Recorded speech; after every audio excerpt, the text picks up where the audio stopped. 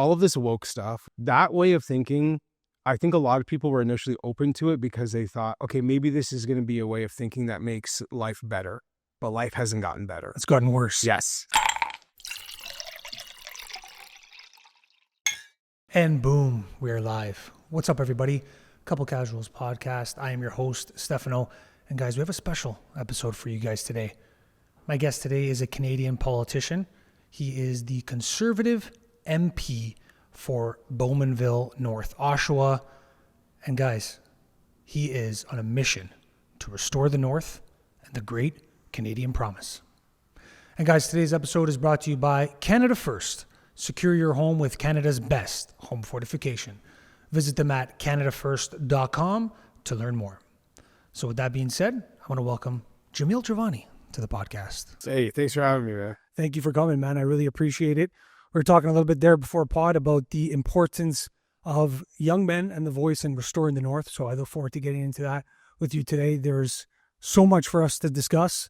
There's some very interesting things happening in Canadian politics. I want to get a little bit of your journey, a little bit of your background. I think it's interesting for viewers to take a deeper dive. You mentioned that this is one of your first podcasts in person, which is really amazing, man, because people really resonate with these conversations. Long forum, able to really dive into some interesting things. So we'll talk about that. We'll talk about some things happening in Canadian politics. And then, of course, the Restore the North mission. We got to get into that. I'm very interested. I have some personal experience with that sort of taps into the messaging that you have. So I'm looking forward to this conversation. But before we get into it, I have to ask you, there's down to our neighbors to the south in the United States, they were able to secure a pretty interesting deal. What did you make of it? The ceasefire in Gaza, like just from a Canadian politician, what are your thoughts on the ability for Trump to be able to secure that deal? I'm very interested to get your opinion on it. Well, I think it's great news for the whole world. Right. And hopefully the assumption that this is going to hold and it's going to bring peace to that part of the world remains true. I know a lot of people are skeptical, because it's been a lot of harsh news for a long time. Yes. Yeah. So, there's that natural sense of, is this too good to be true? But I really do hope it holds. We have so many people, like even in my local community, Bowmanville and Oshawa, so many families affected by this, and, just heartbreaking stories of how the events on October 7th, all the things that happened since then, have just been just a tragedy after tragedy after tragedy, to the point where you get concerned that, like, are we going to get desensitized to human suffering? Good point. Because you see these videos on your phone and you see them on TikTok, and it happens so over and over and over again. And you never want that to be the case. Like, you always want it to be the case where if someone is hurt, that you feel it and it means something, right? You don't want to be desensitized to that. I think there's a lot of fear that that's what was happening to us, like, to our hearts and to our minds. So the promise of the ceasefire is hopefully bringing that region to a point where we're going to see less human suffering. People are going to move forward. And brother, just imagine a possibility that, the idea of a two-state solution or people learning to live together in peace is actually a real thing. Like, that would be incredible. So I hope nothing but the best for what comes out of that agreement. I really, from the bottom of my heart, I hope it's a lasting peace and it's a real peace. I love that. And you touched some good things there. It's true. We are getting desensitized to some of these things, and that's a consequence of social media, right? And of X and some of these videos that you'll see on there. So it's a great point. Some people maybe don't take that in because it's happening in real time and they're slowly becoming desensitized. So that's very well said there. Pierre came out and congratulated Trump on that accomplishment. But just lastly here on this topic, I look at it and I'm like, it's unfortunate that particular Democrats and liberals were unable to even say his name in congratulating that accomplishment. At the end of the day, like you said, what's paramount to politics is the ending of human suffering, the transfer of the hostages that was successful as we know of right now. And as it stands right now, the ceasefire is implemented and there's no killing right now. So that's a good thing, regardless of politics. So I just find it unfortunate that on times like this, it's like, just give the guy his credit. He got the job done. You maybe debate what's happened previous, and that's fair, but this should be a nonpartisan issue. Would you agree? Like, yeah, there are certain things that are way more important than partisanship, right? And the people who vote for us, regardless of, what your party is, they vote with the expectation that we're going to make their lives better, the world better. And when the opportunity comes to do so, you got to take the opportunity. You can't make politics and partisanship and pettiness bigger than actual positive change, right? I mean, that's what we're supposed to want to have these jobs for. When you put your name on a ballot and you ask someone to vote for you, you're making a promise that, like, every chance I get, I'm going to do my best to fight for you and your family. And it shouldn't matter where the positive change comes from. If it happens, we should be able to acknowledge it and celebrate it. That's what I really admire about you, Jamil. I'll be honest with you. Like I was saying, your speech in Parliament about the voices of young men and restoring the North is very amazing. I think you're a promising young talent, and that the Conservative Party is very fortunate to have someone like yourself. And I think that sort of it's very easy to identify your authenticity, just like what you just said. That's why people vote for you guys, right? Is to believe that your best intention is at the forefront. Yeah. Yeah. I'll be real with you, man. It's politics feels very fake a lot of the time. Yeah. So how do you manage that? Like, what you're healed that? I try my best, man. It's like sometimes it's like I don't know if you ever watched like professional wrestling when you were young, or maybe you watch it now. Yeah. But I remember when I was a kid, I think it was maybe like grade 1, and like I remember seeing like pictures of like Hulk Hogan and Macho Man and the Warrior like hanging out together backstage. Yeah, and I was like, and you were like, whoa, I thought these guys were like enemies, right? Yeah. And sometimes politics feels that way, where it's like there's like this you get punished for being sincere, and you get punished for being genuine and authentic. That there's a political culture that wants you to be fake and to buy into all the fake stuff. And when you don't, that's where they try to turn you into like you're some kind of, you don't play by the rules and you're not doing it the right, you're supposed to do it. But my view has always been like, I try to have a real, genuine relationship with the people who vote for me. And I want them to feel like I'm telling the truth and I'm doing everything that I can to bring their concerns and their priorities to the forefront. And you can't do that well if you're being fake. I really just believe that. And sometimes that gets you into let's say 10 situations, right? And it's the nature of this business of politics, but I just try my best to be real. And it's like, you just want to look yourself in the mirror and be like, I still recognize who I am. I don't want to ever wake up and look at the mirror and think I've turned into something that I never wanted to be, something that my mother wouldn't be proud of, something that the people who voted for me wouldn't be excited to vote for. I just want to be myself and prove that you could be a regular dude in this business that puts so much pressure on you to conform to being just weird and fake. And I don't want to do that. So it's not easy, but I really, it's very important to me.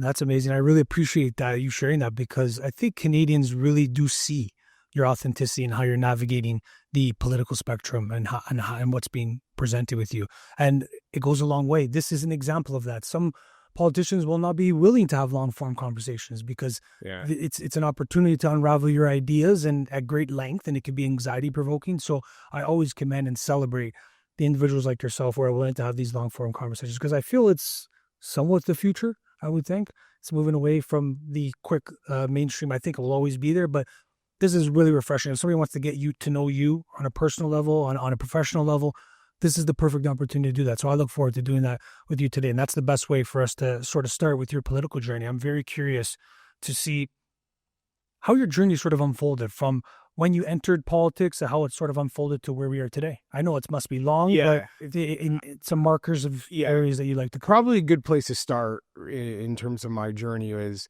I started off as a very hopeless and angry young man when I was younger. I grew up without my dad. I was very resentful of the world, very focused on all the things I didn't have, and I was blessed to have my mother, and she did as much as she possibly could to take care of me and my sisters. But I was just in this mind space of like, why don't I have this? And why don't I have that? And why is this hard for us? And that was my starting point. And it made me very bitter. And I didn't take advantage of the opportunities that I had as a kid. I wound up failing the literacy test in high school, and, my grades are very low. And I never thought I was going to really amount to much, to be perfectly honest. And I had this breakthrough after I got through high school. And I enrolled in this program at Humber College, which was for, they called it a bridging program, where you didn't get good enough grades to get into college, but if you do this program and you pass, you can get into college. And I did this program. I moved out on my own. I was working as a dishwasher and a line cook. And I just kind of grew up, right? Where I realized, man, like, if I want to achieve anything, if I want to be able to provide for my mother, if I want to provide like a good, stable environment for my younger sisters, I got to man up. Like I got to take responsibility for myself and stop being resentful for what I don't have and squeeze everything I can out of what I do have. And that moment really was like a wake up call for me. I went to Humber College and I went from struggling just to pass in high school to having the highest grades in the college at Humber. It was a real transformation to me. And I'm grateful to God every day that I was able to seize the opportunity in front of me. And then I went from there to university and then law school. And so my career is one where I really feel like I learned some extremes. Like I learned what it's like to be down and feel like life is crushing you. And I also learned what it's like to be doing well and have opportunities kind of given to you. And to see those different ways of experiencing life really formed my ethics, my personality, my integrity, my character. And so when I kind of fast forward on to making the decision to run in politics, for me, it was really about like looking for a role in society where I can bridge those two things, where I can say like, I've seen the hard parts of life in Canada and I've seen the good parts of life in Canada. And where do I get to bring all of those experiences into one place? Because for so long, I felt like it was very hard to figure out how to be all of who I am in one role. What I love about politics is I can be both of those things. I have to represent the people who are going through tough times, and I have to represent the people who are doing well. I have to represent people who are struggling to get an education and people who have a good education. I get to be a bridge between all these different people and all these different experiences. And in doing so, I hope be able to express a vision for the country where everybody can feel included and feel valued and feel like, man, there's people thinking of me, regardless of where I fit on the kind of economic scale, right? So that's what's exciting about politics to me. And a lot of people hear my story, especially, growing up with a single mom and, not having a lot as a kid and, winding up as a lawyer. And they think that sounds like a liberal's story, right? Liberals, I think, often get associated with people who struggle and want to help others. But I'm a conservative because I just don't think liberals have the right way to help people. We have disagreements on that. And I don't say that to point a finger at them, but I just fundamentally think that the conservative way of doing public policy and the conservative approach to government is actually where we create the most opportunity for people who are struggling. And instead of making them dependent on the state, which is often what liberal policies do, we want to build them up and show them that you're amazing and you can do all these things. And it's about giving you the chance. It's about giving you the chance to live up to your potential. It's not about limiting what you can do and prescribing a role for you in society, right? So that's kind of what makes, what got me into politics. And of course, where I was living at the time, the MP Aaron O'Toole, he decided to step down from politics.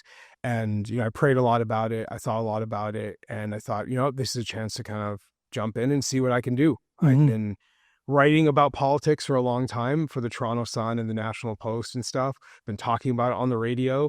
I started to feel like Stephen A. Smith, like I'm just kind of talking about the game. I'm not in the game. And I thought, hey, I'm young enough. Like, let's see if I can play. Right. So I love it, man. That is an amazing story. And I think that it recertifies your ability to connect with young men because you were a young man that has went through some certain things. I actually resonate with the story. I failed the literacy test too. And I had to overcome that and improve my grades. And now I'm trying to pursue speaking at a professional level. And you're so articulate. So there's been some sort of transformation and it's a consequence of the work that you put in. So I commend you on that. And it's just very interesting to see. And I think a lot of people resonate with that message. If someone was to break into my house, honestly, I wouldn't know what to do. That's something I hear often. And my response, well, don't let them break in. I'm Chad, former RCMP. Did you know that there's an average of 6 home invasions in the Greater Toronto Area daily? At Canada First, we deliver a home defense audit. We find your weak points and we show you how to prevent break-ins. We are here to fortify your home and stop intruders before they even try.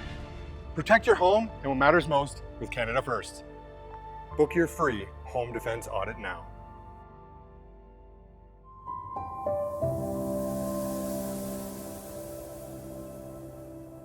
When did politics sort of enter the chat? Because you became political. Like, were you raised politically? Was that an influence for you at a young age?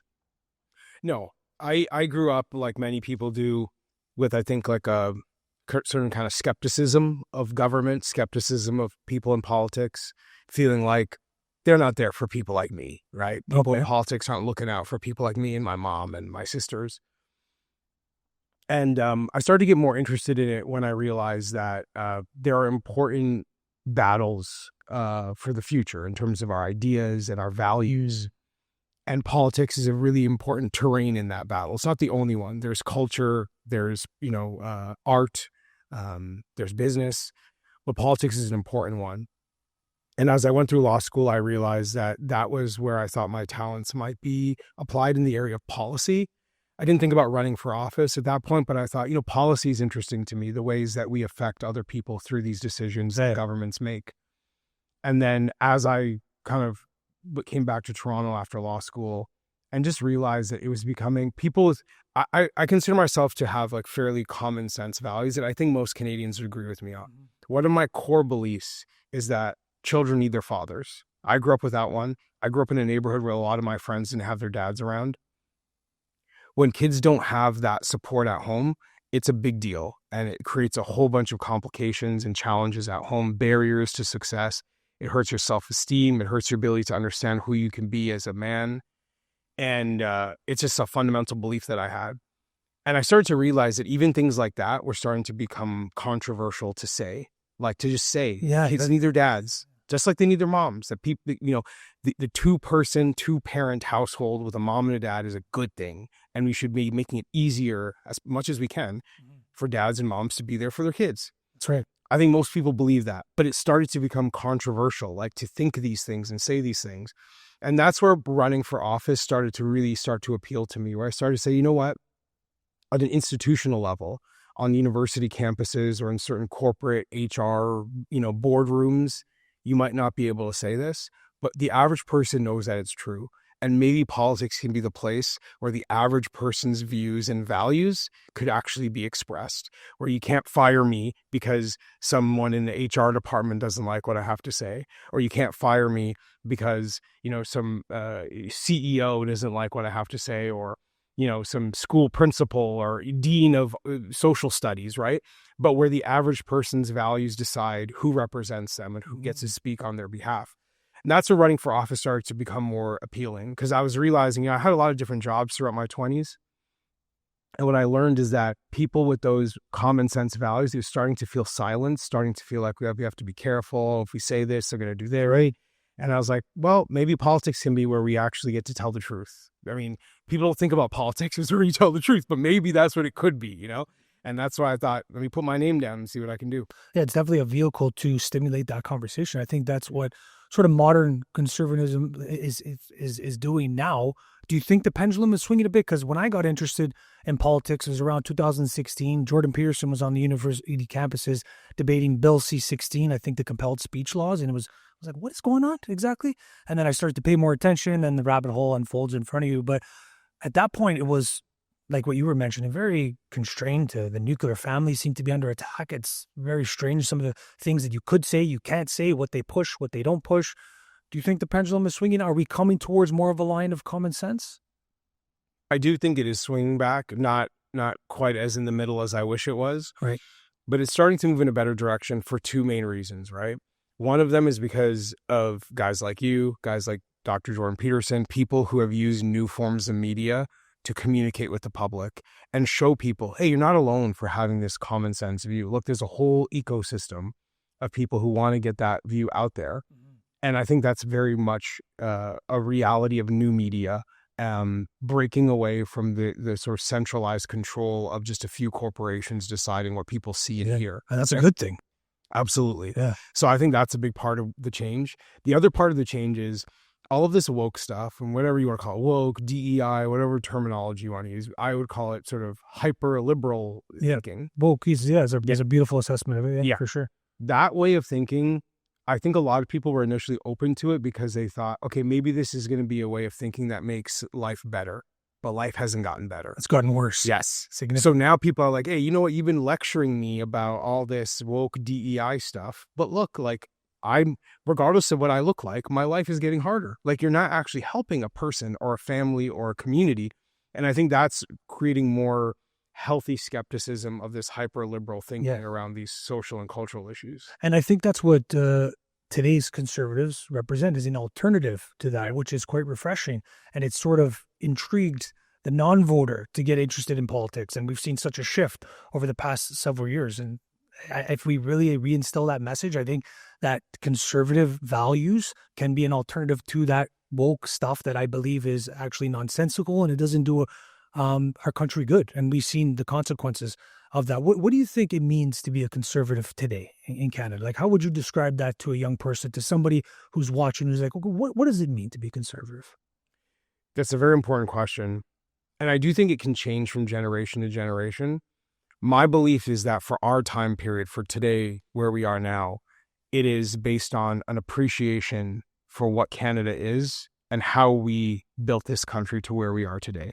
It's based on a genuine sense of gratitude that some of our fundamental principles, whether it's, free market economics, free speech and free expression, the idea that, people come to this country for a better life, and that when that life is not being provided, we need to fix things like the immigration system. That's right. That when you break the law, you pay a price for it. You don't get arrested and let back out the next day.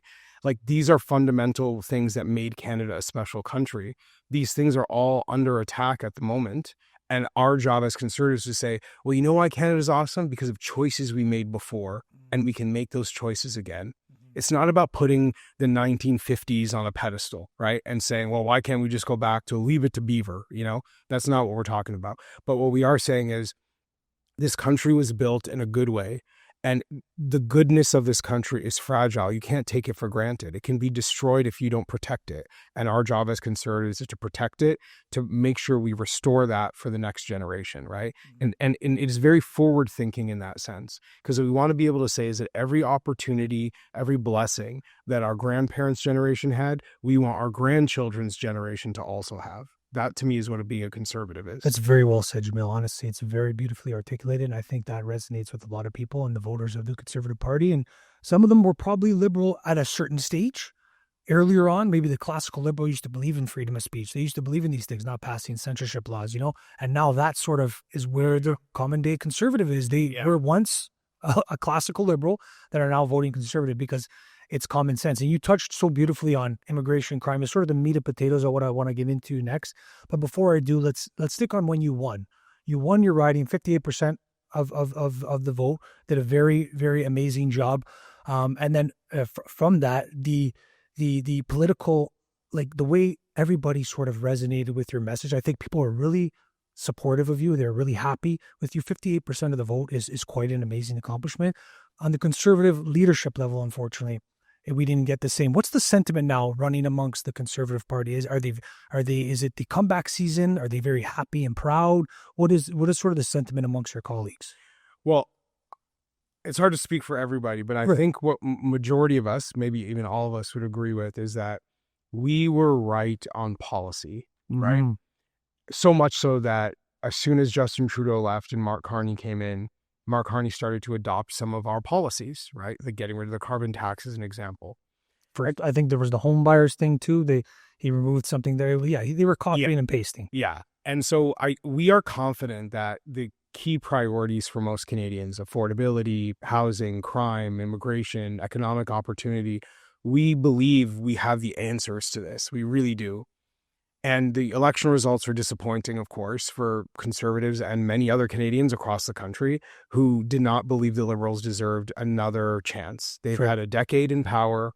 I think they've proven that they are probably have accomplished what they're going to accomplish, right? We've seen what they can do, but we didn't win. Doesn't mean that we were wrong on the policies, but I do believe my takeaway personally is that we've got to do a better job connecting with as many people as possible.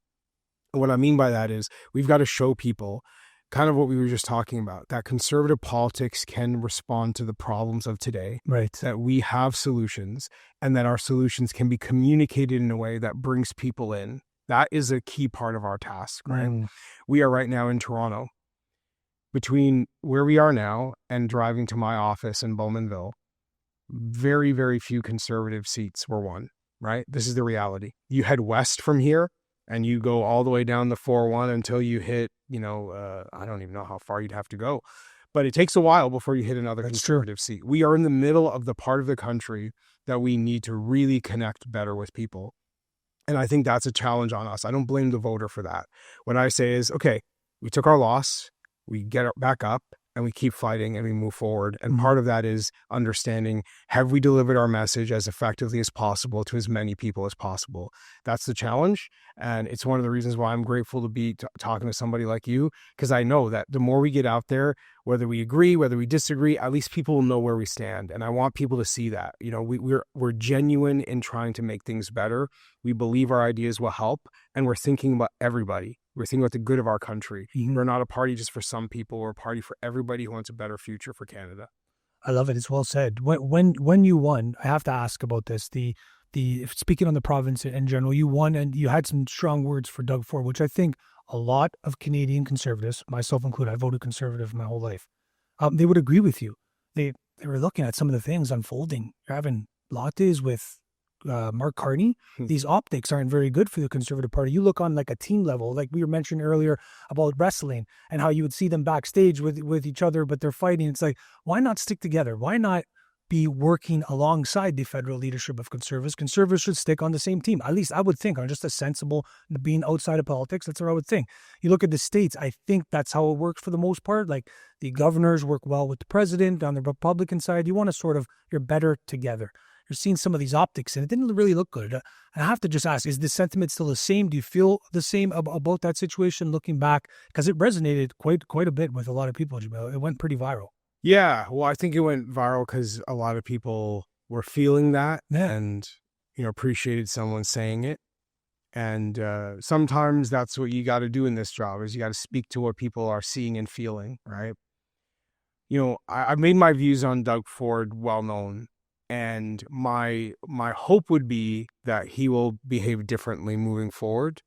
I'm certainly open to that. I'd like to see him show more respect to our party, to put his own personal ambitions aside and just do what's right for the country. We'll see if he does that, right? I hope he does. I genuinely likewise, because it would be the best thing for everybody, right?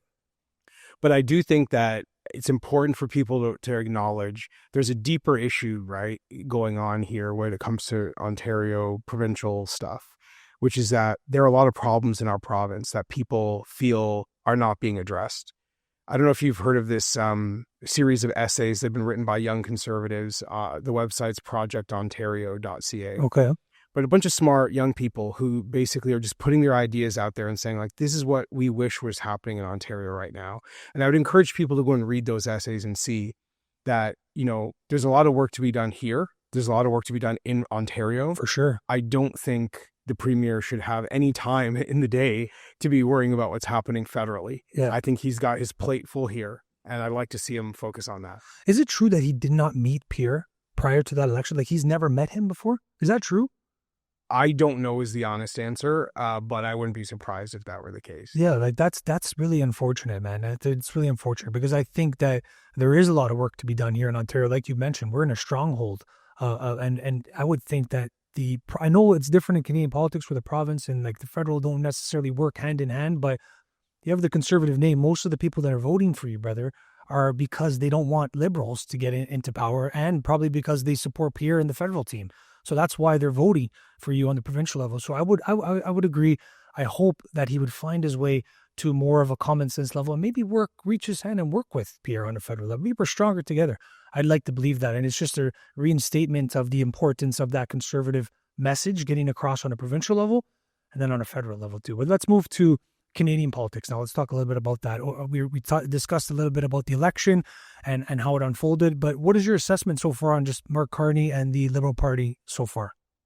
Well, certainly since the election, Carney and the Liberal administration is trying really hard to convince Canadians if something new, right? They actually use this word new government every chance they get. Even in a press release they put out last night, they always emphasize the new government. It's not that new. I mean, they changed the leader But in terms of the policies, in terms of what we're seeing, I don't see a ton of new stuff. And cabinet members too. Yeah, a lot of continuity between the Trudeau years and the Carney years. Now, look, I think on certain issues, Canadians really just want them to do well, right? Things like the trade negotiations. I think most Canadians please do a good job. Like, you just need this stuff to move forward. But on other issues, it's unclear to me that the Liberals are even willing to listen to the other side. And I'm going to give you an example because I was actually really shocked by this. The official Twitter account for the immigration department in the federal government tweeted out, and you can look it up, but basically saying, thinking of coming to Canada, come and learn about our free healthcare system. And I see that and I just think to myself, almost every day I hear from members of my community who cannot find a family doctor, members of my community who are waiting for hours and hours and hours in emergency rooms, people who clearly are not getting the health care they need. And the government at that time is going to go and tweet out, hey, come on in, we got health care waiting for you. And you're like, what are you talking about? Some people will look at that and go, are they trying to encourage the importing of voters? I don't know what their intention is. It seems nuts to me, right? It is. And this is what I mean when I say it feels the same, the Carney years and the Trudeau years. Right. Because the Trudeau years were really characterized by a certain kind of out of touchness, right? They didn't really understand what's happening in the lives of the Canadian people. And we're doing so many things to make our lives harder. And you're just sitting there like, why? What do you, who do you listen to? Who's telling you this is a good idea?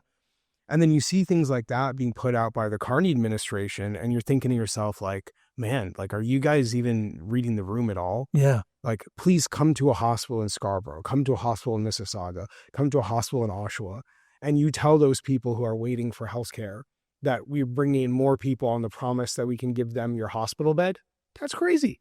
Yeah, and some people will critique and they'll push back and they'll say, well, the healthcare is sort of, is it more in the province's hands in this? Well, yes, it is, but the immigration is in the federal government. Yes, and that so a responsible federal government could say, well, we've got issues in the healthcare system. We don't have enough schools. We don't have enough houses. We don't have enough jobs.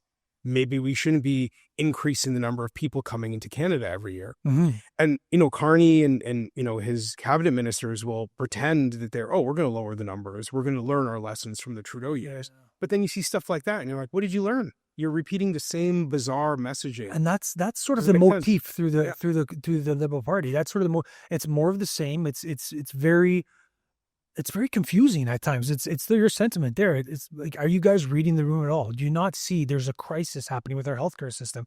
And it sort of starts with immigration. So maybe we could talk a little bit about immigration. Sure. The numbers are, I don't know exactly what the numbers are, but hundreds of thousands of people over the past several years have came here. Immigration in itself is not the issue. The issue is the amount of people that are coming that our systems can't handle. You beautifully articulated the healthcare system. Canadians are having to turn around and sometimes dying as a result. Our infrastructure is completely overwhelmed. You look at traffic here. Our infrastructure cannot handle the amount of people that are coming in at the time that they are. The resources, the dependency on the government is increasing. That's with our taxpayer dollars. The labor market's affected. The housing market's affected. Well, why do you think the immigration system has gotten so bad? What is exactly happening here, Jamil? Well, a lot of it is, as you pointed out, just the basic laws of supply and demand, right? You bring in too many people, you don't have enough stuff for people, then no one has enough of anything, right? Which is essentially the situation they've created.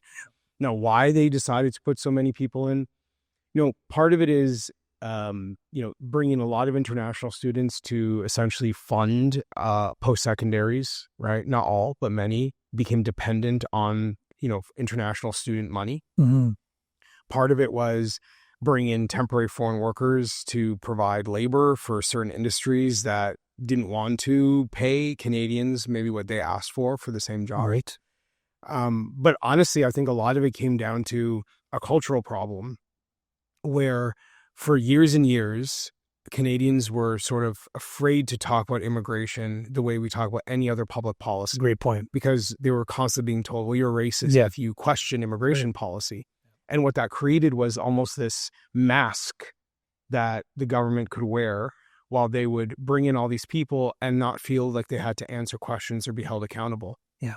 And this is what happens when you let the bureaucrats in Ottawa, when you let the Liberal politicians make decisions without accountability, this is what you get. You get bad results.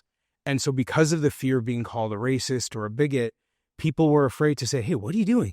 Why are you doing this? How did you decide this is the right number of people? What are we doing here? People weren't asking questions. And that, to me, created the cover for them to make a whole bunch of bad policies that we're seeing the consequences of today. It's so ridiculous to me when liberals try to say that it is racist to question immigration. I'll tell you, bro, number one, probably not different from you. Like, I am the son of an immigrant. I am the grandson of immigrants. But even taking myself out of it, I have people who can barely speak English in my community who are telling me, please stop sending so many immigrants here. And it's not because they're prejudiced. It's because they can just look around and see there's not enough stuff for my kids. There's not enough stuff for my family. Why are we bringing more people in? Let's catch up to where we are now before we keep adding more and more and more people. So we need to this is what we mean when we say common sense. Stop letting the accusations and the liberal talking points cloud our ability to make good decisions. We have to think clearly and speak clearly and say, there's a good decision and a bad decision. Let's make the good one and not play all these games trying to make us feel bad for trying to do the smart thing. And I think they were effective to a certain point with that. The left is really good at there's a small minority that are very loud and organized, and they're able to silence the opposition with these pejoratives. They sort of fear them into speaking about this. You saw that a lot through COVID. You saw that a lot prior to that. Yeah. But I would like to think that maybe that espousing, that claim of racist is not holding the same weight as it once did, because like you said, these are mostly the people that I see in my comments when we discuss immigration are immigrants that are saying, hey, I came here X amount of years ago. I went through the avenue that was completely legit and I did my time, etc. Plus, there's way too many. I can't leave. The traffic's insane. The labor market's affected. The healthcare system. We need to slow it down a bit. It's not immigration in itself. It's the amount of people that we're taking in year by year. Yeah. Well, I mean, we cannot let these terms, when they're used in bad faith, affect us, right? You can't, because conservatives, and I would even say most moderates, are going to be called these things in an effort to control what we say and how confident we are. Yes. They want to make us feel so self-conscious. Oh, I can't do this. Or they might call me this. I can't say this. Am I good? And they want us to break our confidence. We have to be confident. If you're right and you're telling the truth, you got to be confident. Right? And that is what I try to embody in my work, right? Like, even when we talk about things that are sometimes controversial, like, DEI policies and stuff, I know they want to call you names and point a finger at you and say you're this and you're that. But it's like, listen, is DEI policy making life better for Canadians, or is it a distraction? If it's not making life better, we have to have the confidence to say that. And that is true for everything. You got to have thick skin. Otherwise, they're going to control you and they're going to make you feel afraid. And once that fear creeps up in you, you've already lost. And the more people that share, because a lot of people agree with you, and if they speak, then that sentiment becomes stronger. And to your point is, we need you guys. We need the politicians to combat, to go to war for us in a way, in the most beautifully way articulated. We need somebody to, that's why we vote for the Conservative Party, right? We feel that you guys are our voice for common sense to combat these issues. Yeah. That's exactly why. I think you nailed it. Like, I had this conversation recently with a student at the University of Guelph. And I sort of said to him, like, I know you can't pick every fight, right? If your professor or, your boss or whomever is being unreasonable and trying to force a certain view on you, I know it's hard when you're a 20-year-old trying to get ahead to pick every fight, but let me do it. Yeah, right? I love that's that. my job. Let me go out and be the one who fights. All I ask for is that you have my back when they try to take my job from me, right? You better come and vote for me. Yeah, there you go. Yeah. Well, 58% of the vote, I think you're doing just fine, and you have a promising future. One last point here on immigration before we move to crime. The temporary foreign workers program. These are some of the programs that Canadians are like, wait a minute, are these, what's happening here? Like, Pierre and Carney are going kind of back and forth on that, just to get your opinion on it. What do you think about some of these programs, like the temporary foreign worker program, to give you one for an example? Yeah. So just because I think some of the history of it has helped us understand where we are now. Yeah. So prior to 1973, we had something called the Seasonal Agricultural Workers Program in Canada. And what that meant was, for jobs that were not careers, like jobs where, it only exists for 3 months a year to harvest crop or something like that, you could bring someone in from outside of Canada, because it's very hard to convince a Canadian to do a job for 3 months because you got bills to pay all year round, right? And then once the 1970s progressed, that program started to expand to include more jobs and eventually became called the Temporary Foreign Workers Program. And it started to be used to fill all sorts of jobs, even things that could be careers, even things that could be done by Canadians. And in my view, it was abused, right? And so for decades now, it's been used too much. Now, that doesn't mean every company that uses it does it wrongly. There are many agricultural industries that use seasonal agricultural workers, and I think there may be a need for that in certain cases. But Tim Hortons does not need a temporary foreign worker to make your coffee, especially when they're offering $40 an hour in some of these jobs and they're telling you Canadians don't want that work. I don't believe it. I've read that. So that is very interesting. Whether it's restaurants or hotels, or some cases it's just another business. I've literally seen examples where some business has gotten a permit for a temporary foreign worker, and someone who lives down the street from that business, a young woman, is contacting me saying, I can't get a job. And so to me, this is what getting rid of the temporary foreign workers program is about. It's about just recalibrating the labor market. It's gotten this thing has grown way out of control. We've got to get it back to a point where we're saying with integrity that we know for sure every job being given to a non-Canadian was denied by a Canadian. I don't think that's the case right now. There's so many Canadians putting hundreds of job applications out there. For sure. Can't find an opportunity. And I would say this too. The federal government spent $139 million to administer the temporary foreign workers program in the last year alone. Okay. 75% of that money was used for bureaucrats in Ottawa. I think if you gave a young kid in Oshawa and said, look, we can't find a job for you where you live now, but we could find one for you 2 hours away, and you gave you some of that $139 million to make it easy for him to move, I'd rather see that money used that way. I'd rather see our kids be treated like a priority in this country. And that's what opposing the temporary foreign workers program is about. That's very important. And I think for the people listening to really take that in, you beautifully articulated. I didn't know some of that. And very interesting about the Tim Hortons this situation, because there's been some real talk about that, stimulating conversation online. It's very interesting to see how this unfolds. Hopefully, we can move the needle on it, because that's something that is. I was surprised when Carney defended the program the way he did, right?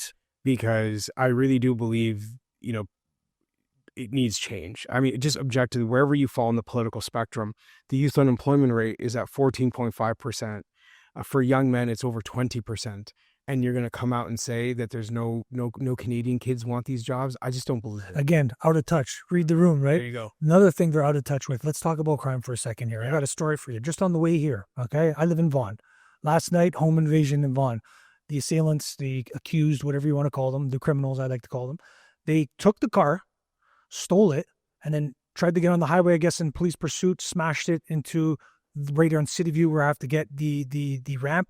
So on the way here, I saw the car that was up in flames from just several hours before from a home invasion. This is happening day in, day out. In my city of Vaughan, in Toronto, there's been a 55% increase in, I believe, home invasion specifically, 50% increase in violent crimes in general. It's raising on every single metric. Canadians are scared. They're concerned. They want something done. You guys proposed 242, which we'll talk about. But before we do, just on a very basic level, what's your assessment of it, Jamil? Why do you think crime has gotten so bad in this country?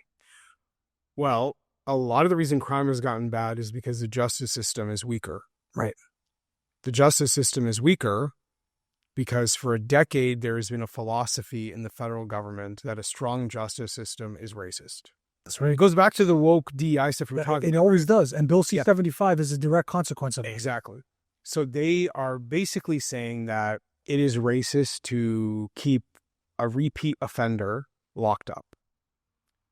Most people don't care what color that offender is. If you're hurting people, you deserve to be in jail. That's right. But when you inject race politics into it, and you say, well, because a certain percentage of people who are being locked up without bail are a certain color, and therefore we can't do this, and this, we're seeing the fruits of the horrible fruits of that way of thinking. The government, even as recently as a year ago, was funding, literally with your tax dollars, reports that call the justice system racist. insinuates the police are racist and suggests that bail in any form is a racist practice. They were using our tax dollars to pay professors who sit atop ivory towers with no connection to reality to write these reports. And then policymakers, these bureaucrats in Ottawa, are reading this stuff and saying, oh, I guess I guess we can't do bail. And you're sitting there like, wait, what happened? Yeah. So that is the fundamental philosophical That's 100%. Yeah. And this is what I really wish more people across the country understood, because when people, do this virtue signaling about the woke stuff and the DEI, it's almost like people act like there's no consequence. Oh, we're just being nice. We're just being nice people. No, there's real consequences to this. And we're seeing it. Yeah. So to me, there's a philosophical change that's required, where we believe the responsibility of the justice system is to protect our communities and to punish people who are hurting others, keeping them away from hurting people again. Mm-hmm. That is what the justice system should be. Yeah. And so my view is that if we're going to fix this, yes, we need to get rid of the liberal bail policies. We've got to institute tougher sentences. We've got to figure out how to stop judges from giving easy sentences out to people. There's a lot of changes that we need to make, but also we need to accept that the current way of doing things is wrong. Mm-hmm. I would love to see, and would love to see Mark Carney do this. I don't think he ever will, but I would love to see him come out and just say, you know what? We were wrong to call the justice system racist. That the liberal way of doing this stuff was wrong, and to just acknowledge you were wrong, bro. People make mistakes. Just say you were wrong, so we can get past this. Yeah, you would wish that, right? You would have. But they won't. They're obsessed with having to defend this stuff, and which is why everything they announce, like you'll see, they're going to announce, oh, we're going to change this and we're going to change that to pretend that they're fixing things. But if the core philosophy is still rotten, you're never going to get past. That's a deeper assessment of it. I like that, because you're 100% right. That's how bills like Bill C-75 got put in there, to release the suspect at the soonest point of opportunity. And there's a small minority of criminals that are the repeat violent offenders. It's not like it's spread. It's a small. I think Pierre beautifully articulated that the one person committed X amount of crimes over and over again. If you incarcerate that person, they're off the street. Then you can look at rehabilitation. The most startling statistic is in Vancouver. It's like 40 people committed over 2,000 crimes. That's in the one. city. Yeah, they're just like, that's insane.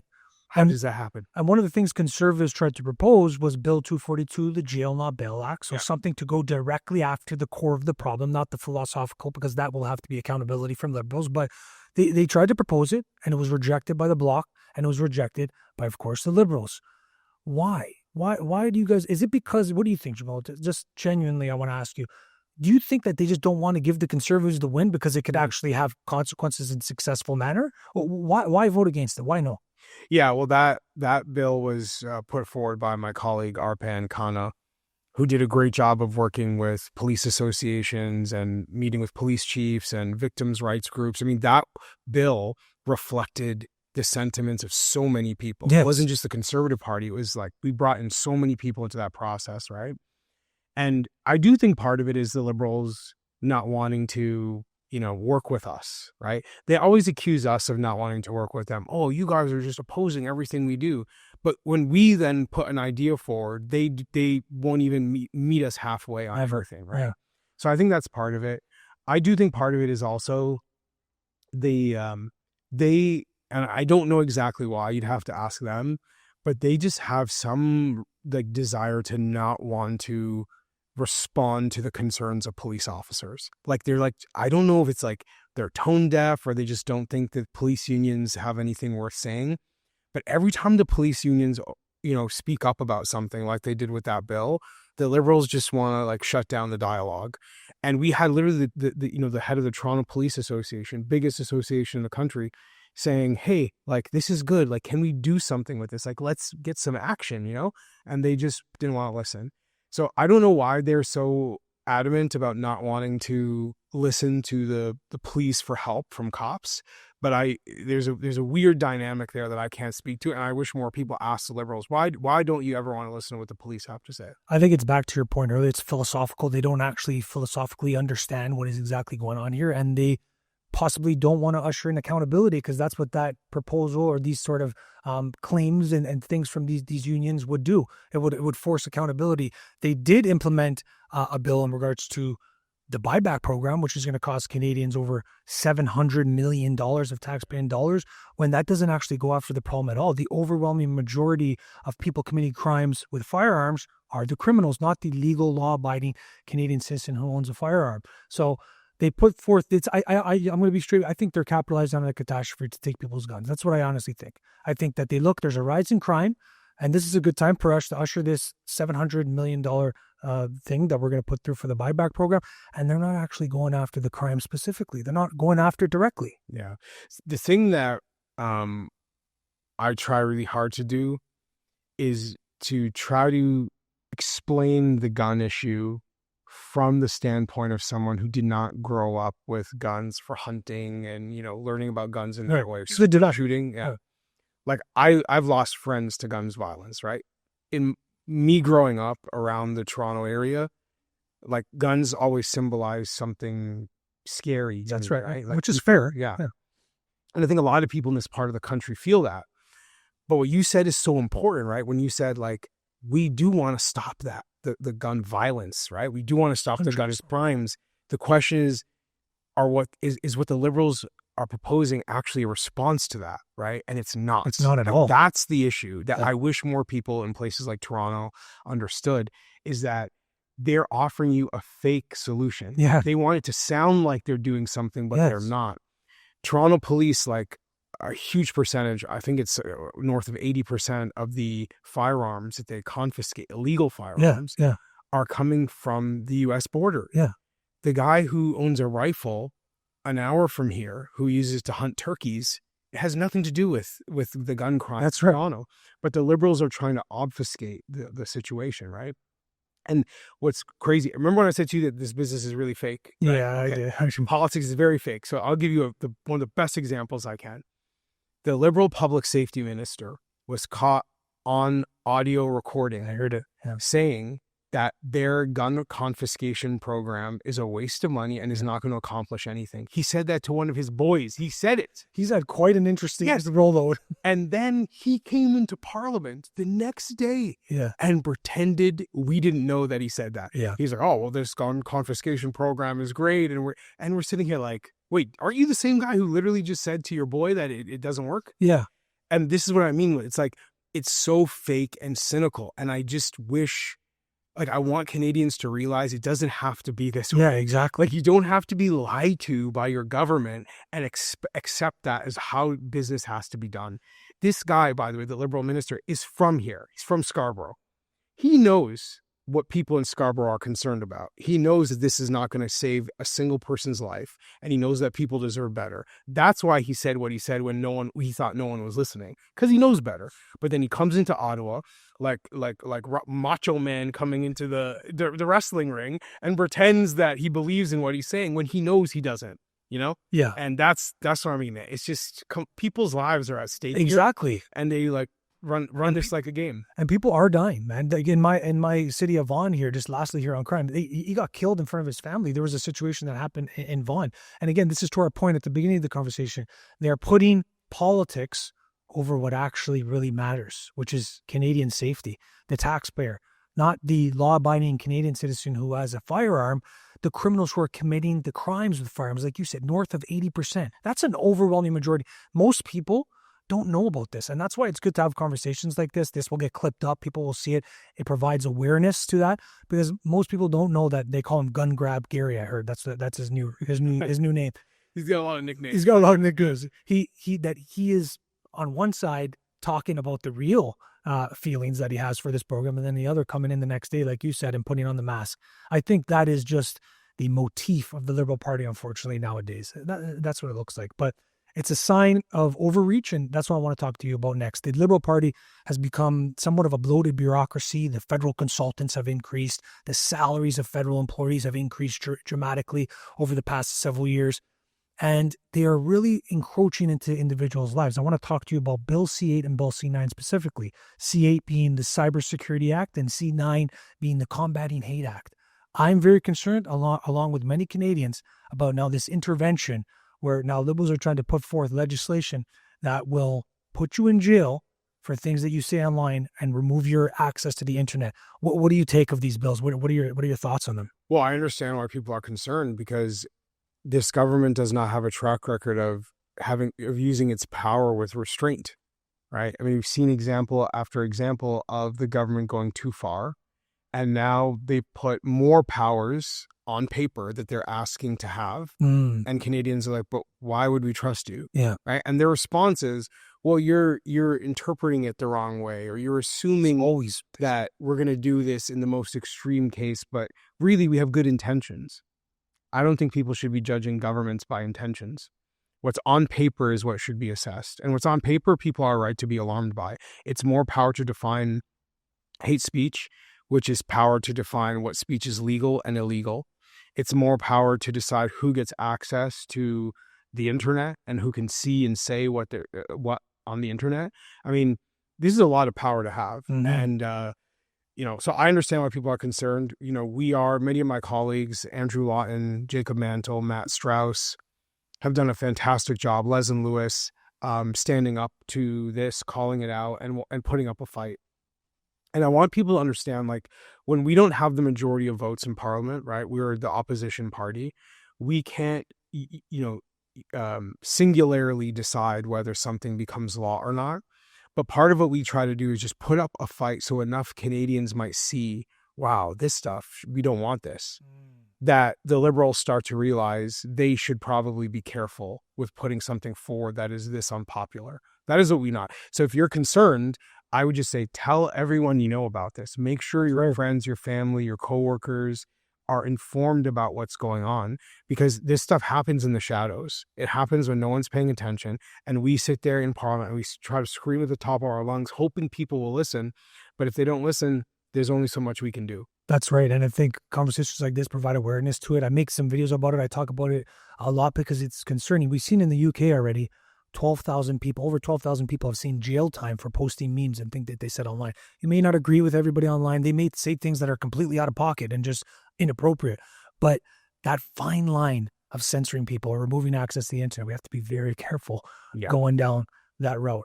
Just last year, before we wrap up, I know we're running out of time, but I have to ask you about Restore the North. You guys are on a mission to reestablish the voice of young men, which I resonate with deeply. I think there's been a somewhat calculated attack on young men and to suppression of their voice. And I think they're pitting the sexes against each other to a certain degree. But just on a very basic level, explain to everybody, what is Restore the North? What's your mission? How did it sort of happen? All that. Yeah, we'll Restore the North. We started it in Bowmanville, Oshawa North, as a way to draw attention to the unique challenges facing young people, young men in particular, because of all the statistics that show young men are having a very hard time right now and getting very little attention from the government. So part of it is just bringing awareness. But what really dawned on me quickly after we started this is how much young men need encouragement, how they need to be reminded they are valuable and they have great things to offer our country and our society. And so many of them, I think, are down right now. I worry a lot about young men feeling like, they work hard and they can't get ahead and blaming themselves for that. And I want them to understand there are bigger issues at play. It's not your fault if you're doing everything right, but you're not able to get ahead. When you're in a country that's created an environment where you cannot succeed. It's tough right now. The job market is tough. Owning a house is tough. Starting a business is tough. All these things are really challenging. And so what my hope is with this project, and whether it's the online content we put out, whether it's the campus tours that we're doing, all the different pieces of Restore the North, my main message to young men is don't give up on yourself, work hard, take responsibility, work with us, and let's actually push our country in a better direction, because we need young men to step up. Yes. We're not going to get to a better place if our young people aren't leading the way with us. We need them to be in this and feeling like they've got as much of a stake in the future of this country as anybody else. It's very well said, and I think it's a message of responsibility, which resonates very well with young men. Jordan Peterson talks about this influence, we mentioned it before, and one of his messages that landed so much with young men was just simple encouragement and the sense of responsibility. Who would have thought that like looking at the way things are, that if you were to send a message of bear your load, your responsibility, carry your cross, and there is so much on the other side of that, of sacrifice for the immediate present, for the future. So that message is so important to young men, and long may it continue, man. It's very, very important. You also mentioned faith. Can I ask you, like, Sure. has faith been something that's been really important for you, and maybe for the young men listening too, to tie everything in? Do you think it's an important thing for young men to explore? Oh, yeah. It's very, very important. I don't like to give people theological direction. It's not my place. But, just speaking for myself, I did not grow up in a religious home. I did not learn much about God. Really wasn't until I got diagnosed with stage 4 cancer that God sort of put me in a situation where I had to confront my own mortality. And in doing so, I had to learn about God and why we're here. And I learned how to pray and learned how to read scripture. I really believe that I would not be sitting here with you today if not for God protecting me through that. There was a good chance I was going to die. And if not that, there was a good chance I was going to be paralyzed for the rest of my life because I had cancer that had grown into my spine and cracked it in 2 places. I consider every moment I've had since then a blessing. And I've learned a lot about how to be a better person, how to be humble, how to be considerate of others, and how to stand up for what is right and good. And becoming a Christian, I got baptized at the age of 31. It's been an incredibly formative part of my life. And so while I certainly don't want to tell other people what to do and how to pray, I just would encourage everyone to just know we are more than just our physical bodies. However, your kind of spiritual life exists. I just encourage you to know that about yourself. Because as a guy who sat, on his own deathbed at the age of 30, I know what we confront in those moments. And I think knowing that we are more than our own bodies, that we are something bigger and that we're called to be something bigger is very important. Man, that's so well said. And I love that. My father actually just recently passed away from cancer. So that story, Sorry to hear that. thank you. And I've definitely leaned into the power of faith and what it can provide for young people, for people in general. There's a sense of meaning and purpose and direction. And I love how you sort of plug it in here throughout the conversation. You say like you pray to God and you really had to depend on your crutch of faith at times, and going through what you went through. I think it builds character, and it's amazing to have these long form conversations because now it kind of all makes sense on how you present this level of authenticity and drive and passion for the people because you've been through stuff, and that's exactly how you sharpen your character. So, Jamil, I really, really appreciate you taking the time. We have a final segment on Couple Casuals podcast, which I call Salute.